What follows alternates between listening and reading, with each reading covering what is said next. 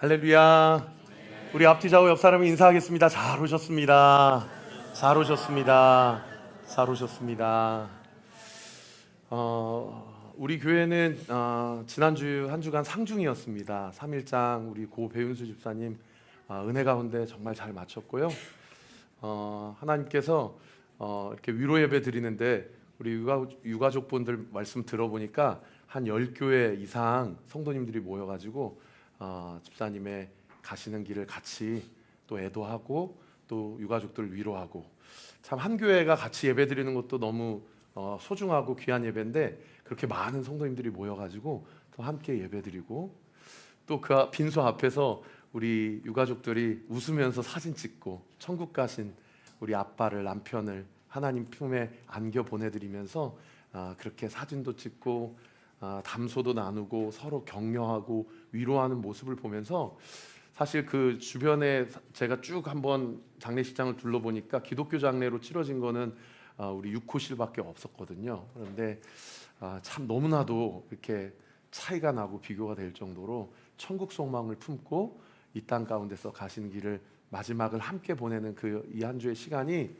너무나도 슬프고 아프죠. 사실 너무나도 고통스러운 시간이지만 그럼에도 불구하고 우리의 감정뿐만 아니라 우리의 믿음이 작동되어서, 할렐루야, 우리 배윤수 집사님 데살로니가전서에 약속해 주신 대로 돌아가신 것이 아니고 잔다 말씀하신 그 말씀처럼, 그러나 하늘나라에서는 더 이상 고통도 아픔도 없는 그곳에서 우리 주님과 손을 잡고 함께 하나님 되시는 여호와를 찬양하고 기뻐하며 예배드리고 계심을 믿으시기를 우리 구주 예수 그리스도 이름으로 축원합니다. 그런가 하면 또 어제는요, 우리 요 앞에 앉아 있는데 우리 준원이가 이 자리 가운데서 1년 딱 되어서 돌 예배를 함께 드렸습니다. 저 교회가 개척이 되고 이 공간에 돌 예배를 함께 드리는 게 참 너무 감사하더라고요. 그러면서 이 공간이 그렇게 쓰임 받을 수 있어서 감사하고, 우리 교회에 우리 준원이 보내주셔서 얼마나 기쁘고 감사한지 몰랐습니다. 한 주간 동안 이렇게 탄생에 대해서 또 임종에 대해서 여러 가지 교차하는 그 상황 가운데 사역을 하고 목회를 하면서 지난 한 주 동안 하나님 주신 은혜가 얼마나 말로 다 할 수 없는 큰 은혜였는지 몰라요. 하나님께서 우리 교회에 선물을 보내주시고 또 가시면서도 선물을 부어주신 그 은혜, 이 한 교회가 잘 세워가고 우리 교회만 좋고 잘 되고 끝나는 것이 아니라 하나님 나라 확장되고, 할렐루야, 하나님 영광 받으시고, 할렐루야, 하나님의 뜻이 하늘에서 이루어지는 것처럼 우리의 삶 가운데도 온전히 이루어지게 된다는 사실을 믿으시는 은혜가 있게 되기를 우리 구주 예수 그리스도 이름으로 축원합니다. 기도하겠습니다. 아버지 하나님, 감사합니다. 지난 한 주도 여러 가지 양극의 감정을 느끼면서 바라보면서 또 꼭 그 상황 가운데 처해 있지는 않다 하더라도 이 자리 가운데 나오신 성도님들, 또 오늘 온라인으로 유튜브로 예배 드리시는 성도님들, 각 개인의 형편과 상황 가운데 정말 하나님의 은혜가 없이는 오늘 이 예배 드릴 수 없는 우리의 삶임을 이 시간 주님 앞에 진솔하게 고백하기 원합니다. 그리고 우리가 앞에 찬양하며 나누었던 것처럼 그럼에도 불구하고 우리를 당신의 품 안으로 안아주시고 우리를 거친 폭풍과 풍랑 가운데서도 건져주시고 우리를 일으켜주시고 우리와 끝까지 함께 해주시겠다고 약속하신 주님, 오늘도 이 예배의 주인공 되신 예수님의 다함없는 은혜와 사랑과 그분의 우리 각자를 향한, 이 교회를 향한 메시지가 오늘 이 시간 선명하게 선포되고 들리게 하여 주셔서 그 말씀 붙잡고 또 이번 한 주도 은혜 가운데 승리하며 살아가는 놀라운 은혜의 역사 있도록 함께하여 주옵소서. 부족한 종의 입술을 주장하시고 우리 사랑하는 성도들의 귀를 열어주셔서 이 말씀대로 붙들고 살아갈 때에 하나님의 신실하신 은혜와 사랑이 온전히 부어지는 놀라운 역사 있게 하여 주옵소서. 감사드리옵고 살아계신 예수 그리스도의 이름으로 기도하옵나이다. 아멘.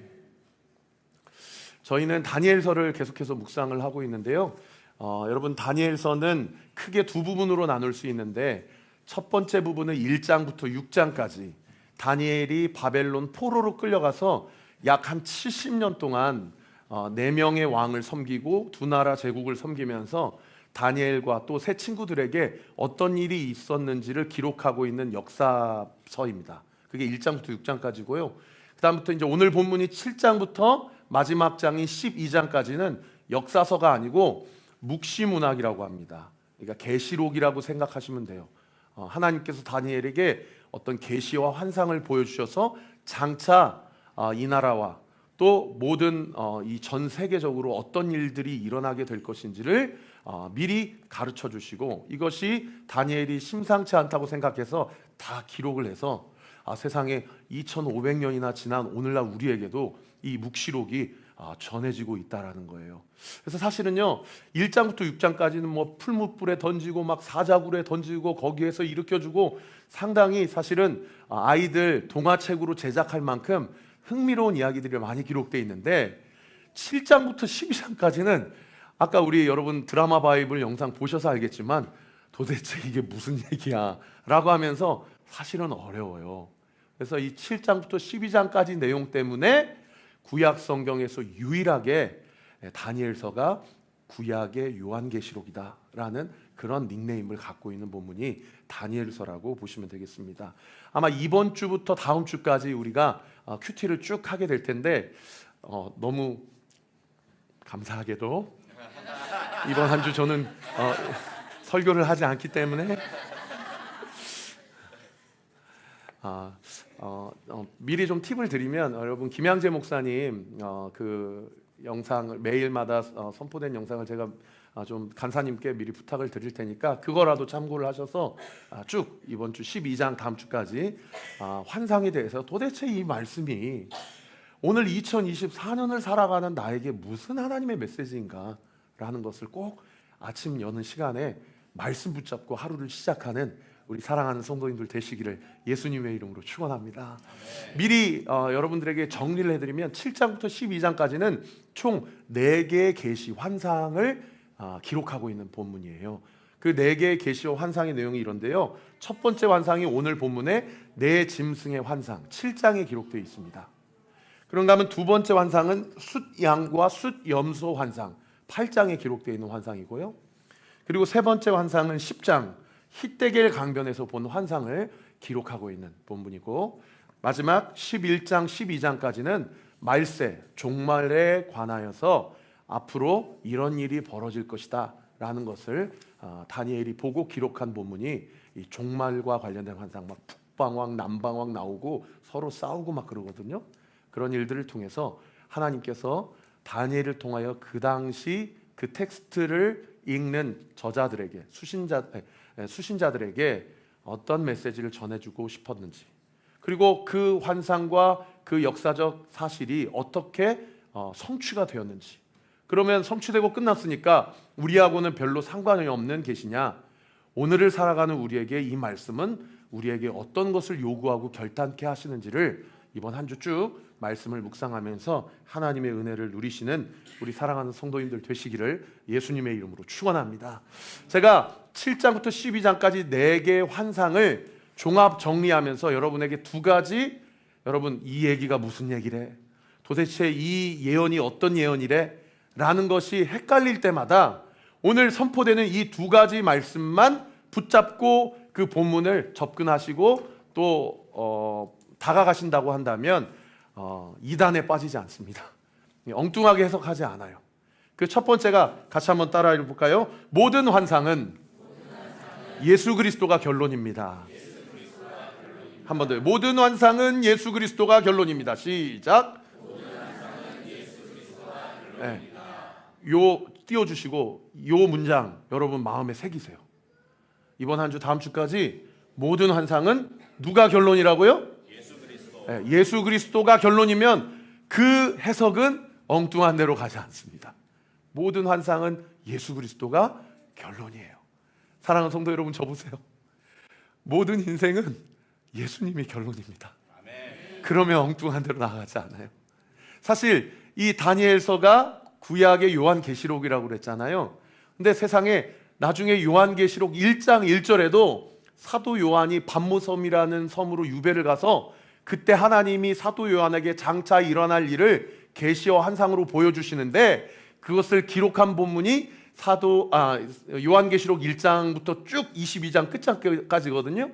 근데 그 22장의 내용을 첫 번째로 시작하면서 사도 요한이 뭐라고 시작하냐면 이렇게 시작합니다. 우리 같이 한번 읽어볼까요? 시작. 예수 그리스도의 계시라. 따라합시다. 예수 그리스도의 계시라.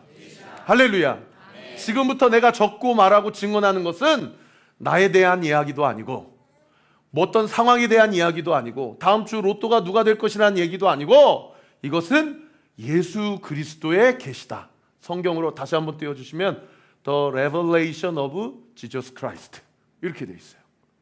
그러면 제가 여러분에게 한번 질문해 볼게요. 이 예수 그리스도의 계시라라는 의미는 자 1번 예수 그리스도께서 주신 계시라라는 의미입니까? 2번 예수 그리스도에 대한 계시라라는 의미입니까? 1번입니까? 2번입니까? 2번입니까? 그래서 여러분 잘 아시는 이지웅 목사님이 정말 실제로 사도 요한이 요거를 헬라어로 썼거든요. 그래서 헬라 문학, 헬라 신학자한테 여쭈었다고 그래요. 이게 도대체 예수 그리스도에 대한 계시인지 예수 그리스도께서 주신 계시라는 의미인지 두 가지 중에 어떤 의미입니까? 라고 물어봤더니 그분이 자기 모국어잖아요. 딱 보더니 요거는 둘 다 해당한다고. 예수님이 주신 계시라는 의미도 되고 그리고 예수님 자신에 대한 예언이다라는 의미도 된다라는 거예요. 여러분 사실 오늘 본문대로 보세요. 7장 1절에 다니엘도 똑같이 7장부터 12장까지의 계시의 내용을 기록하는데 7장 첫 구절에 이렇게 얘기합니다. 우리 같이 한번 읽어볼까요? 시작. 바벨론 벤사산 왕 원년에 다니엘이 이 침상에서 꿈을 꾸며 머릿속으로 환상을 받고 그 꿈을 기록하며 그 대략을 진술하니라. 다니엘이 지금부터 12장 끝장까지 적는 내용은 자기가 임의로 꾸민 내용이 아니고 그리고 어떤 누군가나 어떤 그 당시 절대자나 황제나 어떤 권세자의 이야기가 아니고 누구에게 무엇을 받았다고 이야기해요? 예수님께 환상을 받았다라고 이야기를 하는 거예요. 그러니까 자기가 만들어낸 이야기가 아니라 절대자에게 예수 그리스도께 받은 내용이라는 것을 7장부터 12장까지의 네 가지 환상을 앞으로 서술을 하는데 첫 구절에 분명하게 밝히고 있다는 내용이라는 거죠. 그러니까 이것도 요한계시록의 관점에서 동일한 맥락으로 내가 지금부터 하는 얘기는 예수님이 나에게 주신 계시이기도 하거니와 예수님에 대한 계시이다라고 다니엘이 같은 맥락으로 그렇게 선언하고 있다라는 겁니다. 사랑하는 성도 여러분, 저 한번 쳐다봐 주세요. 여러분들이 신앙생활하면서 하나님께 받는 말씀이 있어요. 우리가 이렇게 계시, 레벨레이션, 환상, 예언 이러면 벌써 마음이 조금 어려워요. 또 무겁고 어렵고 그렇거든요. 근데요, 오늘 이 순간에도 하나님의 계시는 여러분들에게 들려지고 있음을 믿으시기를 예수 그리스도의 이름으로 축원합니다. 우리가 어떤 음성을 듣든 어떤 깨달음을 받든 어떤 하나님의 메시지를 받든 여러분 그것은 두 가지 중 하나고 또 둘 다입니다. 무엇이에요? 예수 그리스도께서 나에게 주신 말씀이요. 할렐루야. 예수님에 대한 말씀이라는 거예요. 그래서 모든 신앙의 결론, 모든 인생의 결론은 예수 그리스도로 귀결되어지는 것이 가장 성경적 접근 방식이라고 볼 수가 있다라는 것입니다. 여러분에게 주어진 상황과 환경이 이렇게 적용하시면 돼요. 이 상황이 나의 상황이 아니라 예수님이 처하신 상황이구나. 느낌이 다르시지 않습니까? 이 상황이 예수님이 어떤 분이신지를 나에게 말씀하시는 상황이구나 라고 해석하고 접근하고 그 말씀 앞에 순종하기로 결단한다면 여러분에게 주어진 그 고난과 아픔과 상처는 나의 아픔, 나의 고난, 나의 상처가 아니고 예수님의 고난, 예수님의 상처, 예수님의 아픔이 된다는 거예요. 저는 사실은 우리 성도님들이 잘 아세요. 2월 25일 날 우리 사랑하는 배집사님이 우리 교회 등록을 하시고 6개월 동안 때로는 금식하고 또 때로는 시간을 정해서 또 때로는 성도님들과 릴레이로 함께 기도했던 건 다른 게 아니었습니다. 하나님, 이 불치병, 난치병이라고 그러는 세상 사람들이 이야기하는 것 하나님 앞에서는 먼지만도 못한 작은 일임을 저는 분명히 믿습니다. 하나님이 원하시면 고침받습니다. 세상 사람들이 몇 개월 남았네, 몇 년 남았네 하는 것 다 사람의 이야기입니다. 하나님이 원하시면 낫습니다. 그것 붙잡고 낫게 해달라, 낫게 해달라, 살려달라, 살려달라, 고쳐달라, 고쳐달라, 그렇게 기도했거든요. 근데 결국에 하나님이 데려가셨어요. 물론 지난주에 우리 이완 목사님 말씀을 통해서 하나님이 저에게 주신 마음이 있었어요. 근데 여전히 해석되지 않고 해결되지 않는 제 마음은 뭐였냐면, 기도해도 하나님이 들으시지 않는다면 나는 왜 기도해야 될까? 기도해도 하나님의 뜻대로 되어진다고 한다면 나는 왜 기도의 자리를 지켜야 될까? 이런 고민이 제 안에서 떠나지가 않았어요. 그러니까 그 마음이 제 안에 제 개인적으로 어떻게 이어지냐면, 내가 계속 목회를 해야 되나? 나는 계속 교회를 세워가야 되나? 어떤 성도가 와서 우리 집안에 이런 문제가 있는데 목사님 좀 기도해 주세요. 집사님, 권사님, 기도하면 낫습니다. 장로님, 기도하면 고침받고 해결됩니다 라고 결단하고 금식하고 기도하면 해결되고 열어진다. 근데 그렇게 되지 않았어요.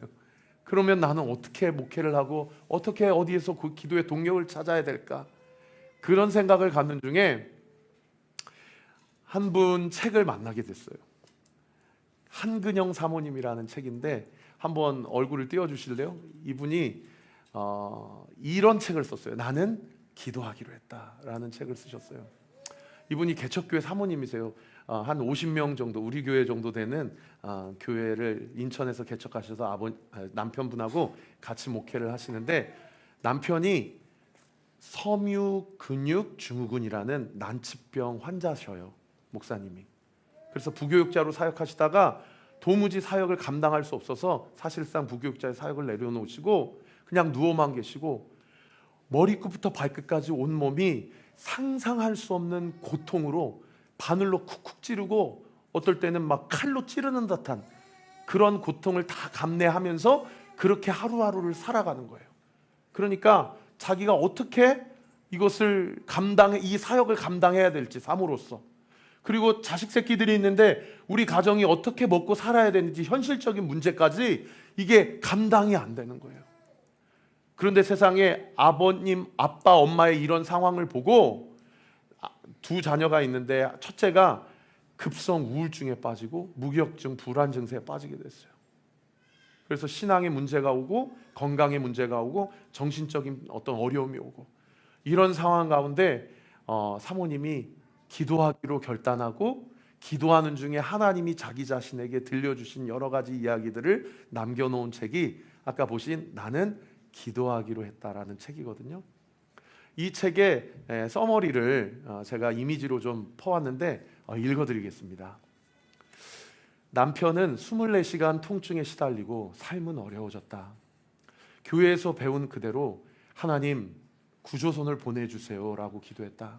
하지만 하나님은 10년, 20년의 세월 동안 우리를 그 섬에 그대로 두시는 것만 같았다.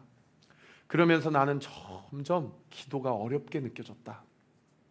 하나님 도와주세요가 아니라 하나님을 감동시키는 다른 어떤 멋진 표현을 찾아 읊조려야만 하나님께서 도와주실지 모른다라는 기도에 대한 혼선도 찾아들었다. 남편에 이어 큰 아들마저 12살 때부터 불안장애를 앓으면서 학교도 못 가고 집에서 지내야 했을 때에는 내게 급성 우울증이 찾아와 기도가 멈춰지기도 했다. 하지만 그런 중에도 내 안에는 하나님에 대한 신뢰가 희미하게 남아 변함없이 자리하고 있었다. 하나님 아버지는 결코 우리를 내버려 두지 않으시고 그분의 손길로 돌보시다가 내가 알지 못하는 때에 내가 알지 못하는 방법으로 최종 승리를 우리에게 안겨주실 것이라는 믿음이 내게 겨자씨만큼 자라게 했던 것이다. 그러나 그런 믿음이 쭉 이어진 것은 아니었다. 많은 시간 동안 나는 슬퍼하고 낙심하며 살았다. 우렁찬 믿음의 기도보다 탄식했다. 그래도 하나님은 그런 우리를 믿음 없다고 나무라거나 왜 정자세로 거룩하게 앉아 기도하지 않냐고 책망하지 않으신다. 탄식을 내뱉는 삶을 살아가면서도 자신의 믿음 없음을 회개함과 동시에 하나님께 눈을 맞추며 도와주시기를 끊임없이 간청하는 세리와 같은 이들에게 진실한 기도를 드렸다고 칭찬하시는 분이시다. 고난을 견디는 힘, 그것은 기도에서 온다. 기도를 통해 그 힘을 얻을 수만 있다면 우리는 10년이고 20년이고 견뎌낼 수 있고, 그렇게 견뎌낼 수 있다면 하나님의 때에 하나님께서 보내주신 구조선을 타서 구원받는 날을 맞이하게 된다. 그래서 우리는 고난 중에도 기도해야 한다. 기도할 수 있다면 견뎌낼 수 있고, 견뎌낼 수 있다면 반드시 하나님께서 주시는 최종 승리를 얻을 날이 오기 때문이다. 기도란 무엇일까? 기도가 무엇이길래 기도할 때 고난을 견뎌낼 힘을 받고 구조선을 타게 될까?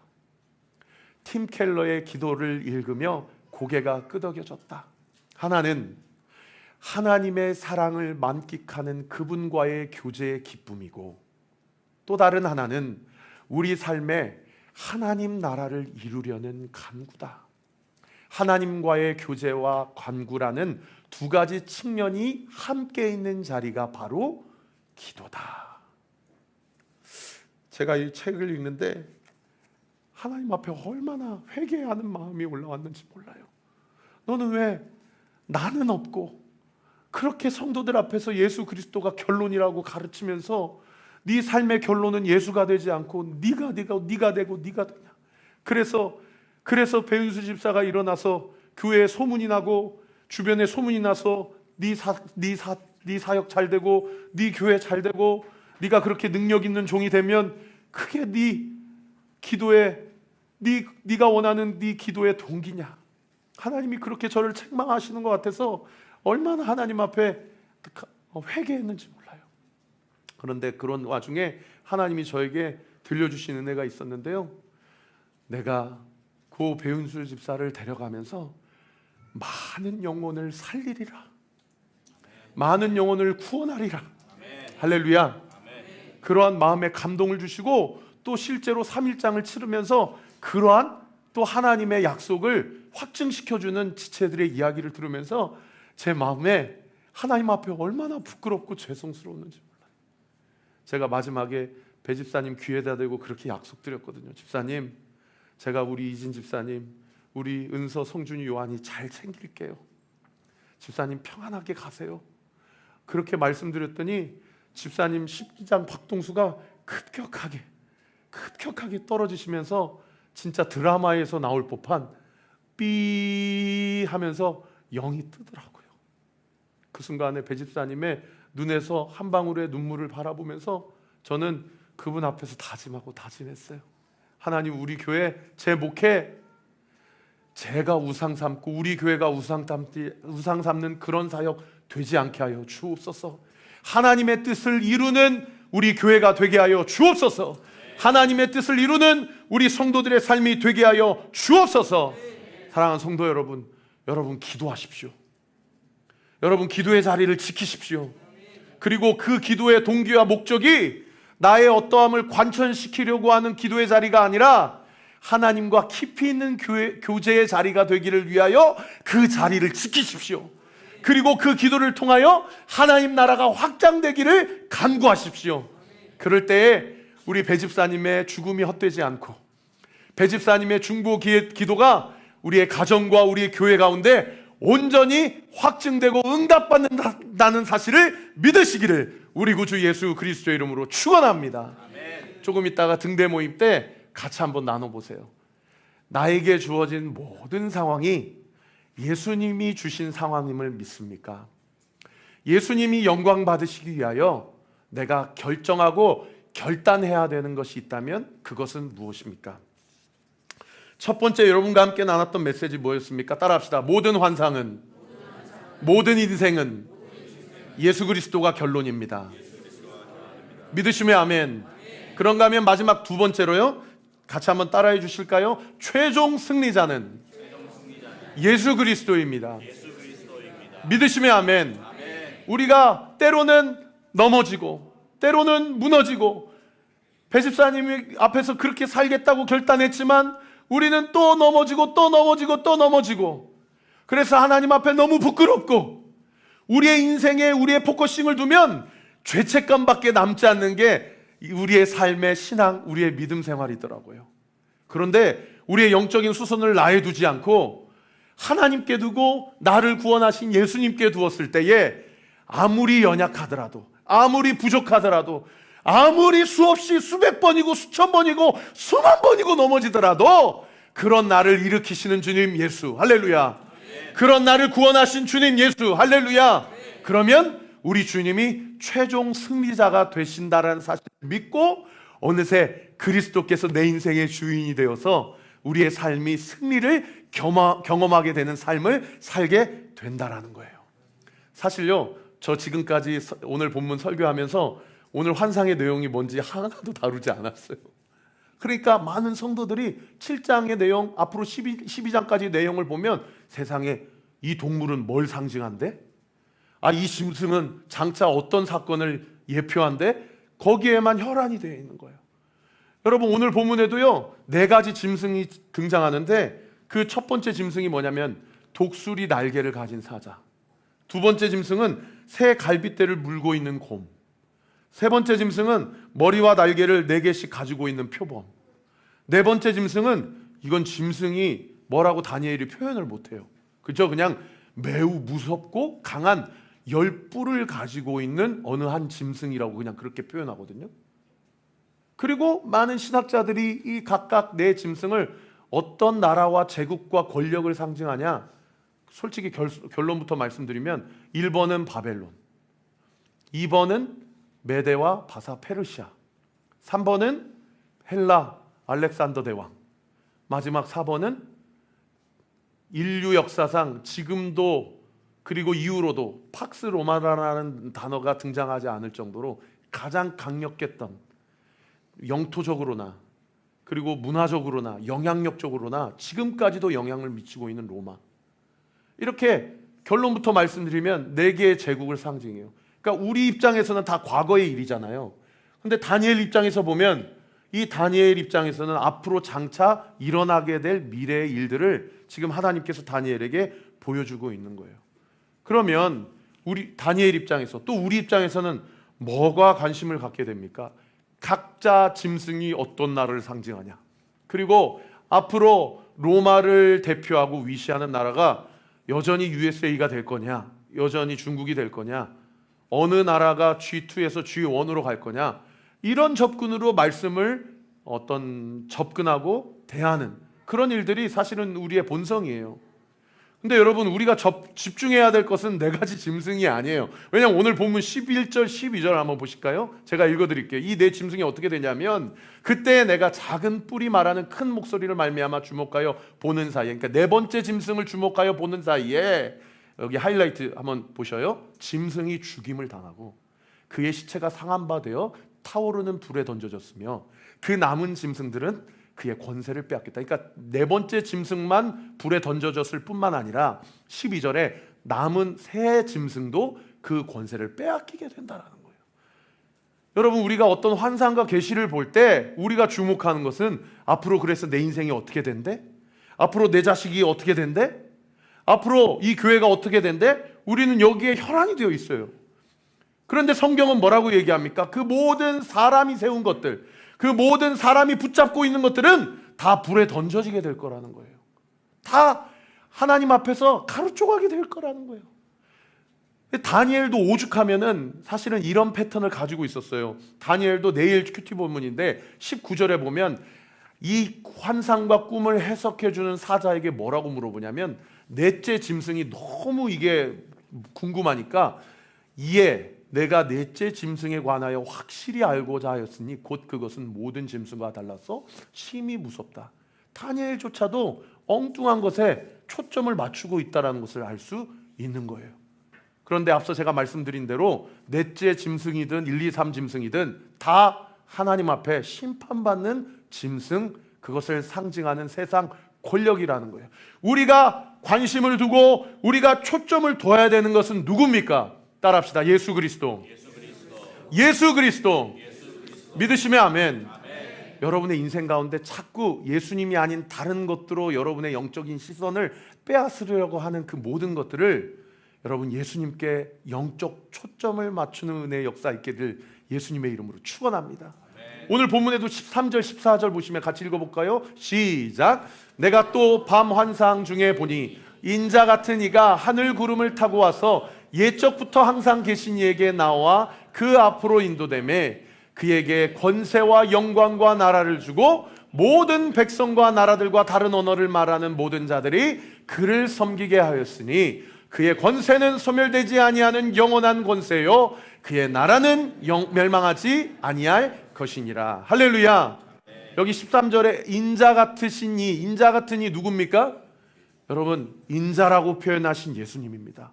그분이 그 13절 하반절에 보면 옛적부터 항상 계시니 누굽니까? 성부 하나님이세요. 성부 하나님 여호와 하나님께 이 세상의 모든 것들을 심판하시고 판단하실 권세를 위임받으셨어요.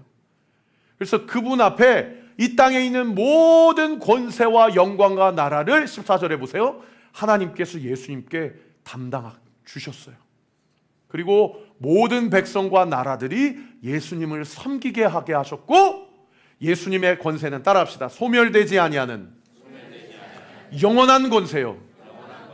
예수님의 나라는 멸망하지 아니할 것이다. 할렐루야.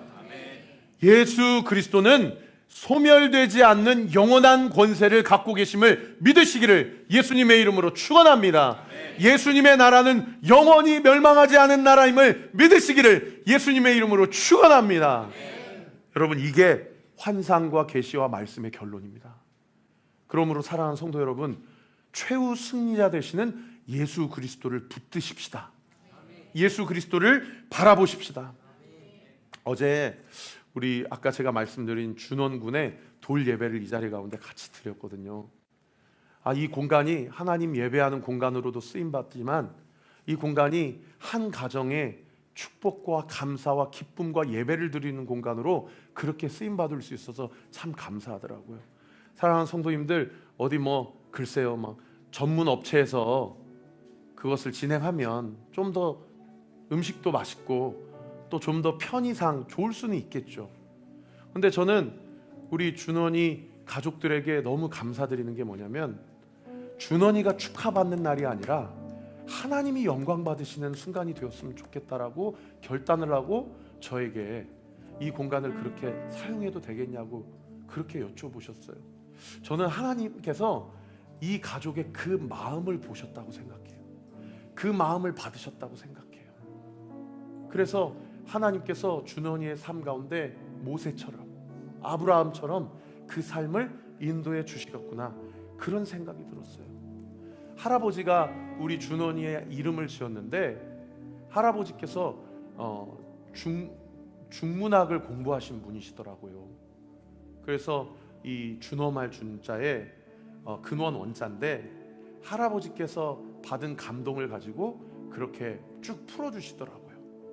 근데 저는 제가 돌 예배 때 설교하고 내려가고 할아버님이 올라오셔서 어떤 동기와 감동으로 준원이라고 짓게 되었는지 그것을 쭉 풀어주시는데 사실은 저 나름대로 설교를 준비하면서 준원이 근엄하다, 준엄하다라는 뜻이 아니라 준이라는 뜻에 하나님 예수님이 크시고 광대하시고 훌륭하신 분이라는, 할렐루야.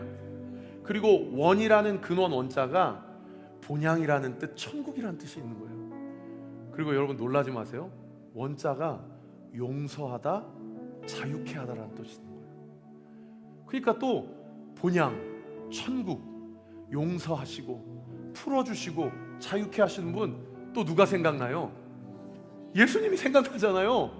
그러니까 예수님이 우리 준원이의 인생이 되시고 이 가정의 머리가 되시고 우리 교회의 주인 되신다. 할렐루야.